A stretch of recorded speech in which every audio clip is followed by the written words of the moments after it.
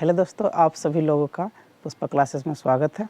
आइए हम लोग देखते हैं आज चंद्रमा, उपग्रह, मानव निर्मित ग्रह, क्षुद्र ग्रह और उल्कापिंड, ये सब क्या होता है। इसके पहले का वीडियो में हमने बताया था कि तारे, पृथ्वी और सूर्य क्या होते हैं, डिफरेंसेस क्या है, दोनों के बीच में अंतर क्या होता है। तो आइए आज हम लोग देखेंगे इस सब के बारे में। तो देखिए, हम लोगों को आसमान में बहुत सारी चीज़ें दिखाई देती हैं, तो उसमें से एक चंद्रमा भी है। तो चंद्रमा जो है पृथ्वी का एकमात्र प्राकृतिक उपग्रह है जो लगातार कंटिन्यू हमेशा घूमते रहता है, अपने अक्ष पे भी घूमता है और सूर्य का चक्कर, पृथ्वी का चक्कर भी लगाता है।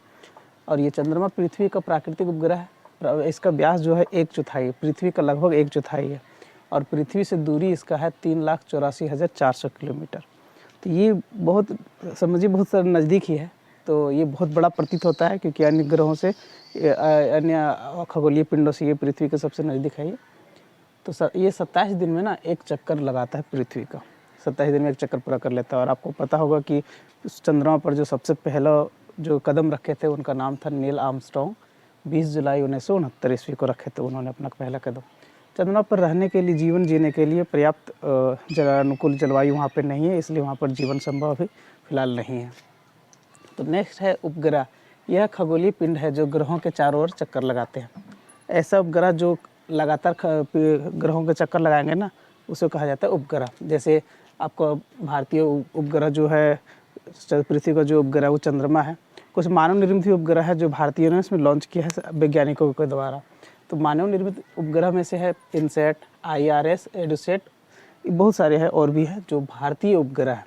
ये भी क्या करते हैं, पृथ्वी के लगातार कंटिन्यू उसके चक्कर लगाते हैं। तो जो पृथ्वी के चक्कर लगाएंगे यानी कि ग्रहों के जो चक्कर लगाएंगे उसे उपग्रह कहेंगे, और जो सूर्य के चक्कर लगाएंगे उसे ग्रह कहेंगे। तो उपग्रह दो प्रकार के होते हैं, एक प्राकृतिक और दूसरा मानव निर्मित। प्राकृतिक उपग्रह पृथ्वी का एकमात्र एक ही है, वो है चंद्रमा। मानव निर्मित में देखो कुछ नाम लिखे हैं जो मैंने। नेक्स्ट है क्षुद्र ग्रह। क्षुद्र ग्रह क्या होता है, तो ये क्षुद्र ग्रह जो है तारों, ग्रहों एवं उपग्रहों के अलावा असंख्य छोटे छोटे आकाशीय पिंड सूर्य के चक्कर लगाते हैं, इन्हें क्षुद्र ग्रह कहते हैं। देखिए, जो आसमान में आपको जो ग्रहों, तारे, ये सब के अलावा भी अन्य कुछ छोटे छोटे पिंड जो होते हैं ना, वो भी क्या करते हैं, सूर्य के चक्कर लगाते हैं, उसे ही क्षुद्र ग्रह कहते हैं। ठीक है, देखिए अब उल्का पिंड, ये जो क्षुद्र ग्रह जो होता है ना, इनका जो पट्टी होता है वो मंगल और बृहस्पति की कक्षा में होता है। जैसे आप लोग देखे होंगे कि पहले बुध होता है, इधर से लिखते हैं बुध, फिर उसके बाद शुक्र, फिर उसके बाद आता है पृथ्वी, फिर उसके बाद मंगल, फिर उसके बाद है बृहस्पति। तो ये जो कक्षा हो गई ना मंगल और बृहस्पति के बीच में, यहीं पे पाया जाता है क्षुद्र ग्रह। ठीक है, तो आगे है उल्का पिंड। सूर्य के चारों ओर चक्कर लगाने वाले छोटे छोटे पिंडों, टुकड़ों को उल्का पिंड कहते हैं। ध्यान दीजिएगा, ये क्षुद्र ग्रह जो होते हैं ना, जो असंख्य छोटे छोटे पिंड होते हैं और उसके जो छोटे छोटे टुकड़े होते हैं वो कहलाते हैं उल्का पिंड। ये पृथ्वी पर गिरते भी हैं और ये गिरते हैं ना, तो इसमें खुद का ये उसमें रोशनी या खुद का उस्मा नहीं होता है, लेकिन जब पृथ्वी पे गिरता है ना तो ये पूरा जलता हुआ प्रतीत होता है। इसके पीछे का कारण क्या है कि पृथ्वी पे जो वायुमंडल की सतह विद्यमान है ना, उसमें जो घर्षण होता है उसके कारण उसमें आग लग जाता है और वो चमकता हुआ धरती पे नीचे गिरता है।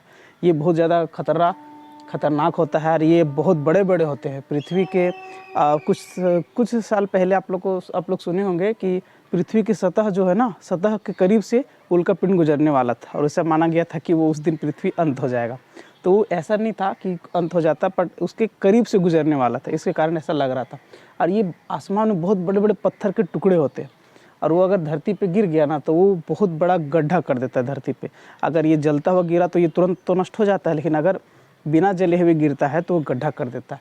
इस प्रकार का एग्जाम्पल और आपको मिल सकता है, प्रशांत महासागर जो है वो भी उल्का पिंड का एक गड्ढा ही है, जो आज बहुत सबसे ज़्यादा गहरा महासागर। अब देखिए, ये आसमान में आप लोग बहुत सारी चीज़ देखते हैं, जो पूरा कंप्लीट सब चीज़ को संभाल के रखा हुआ है ना, वो है ब्रह्मांड। इधर से देखिए आप, देखिए हम लोग किसी न किसी देश में रहते हैं, वो देश किसी न किसी महाद्वीप के अंतर्गत है और वो महाद्वीप की पृथ्वी के अंतर्गत है, और पृथ्वी सौरमंडल का एक भाग है और सौरमंडल आकाशगंगा का भाग है, और पूरा आकाशगंगा ब्रह्मांड कहलाता है। यानी कि एक ब्रह्मांड में न लाखों आकाशगंगाएँ हैं और ये लाखों अरबों खरबों तारे हैं उसमें, और सब कंप्लीट मिल के एक ब्रह्मांड बनाता है। ठीक है, और ये आप लोग, मुझे आशा है कि आप लोग को समझ में आ गया होगा।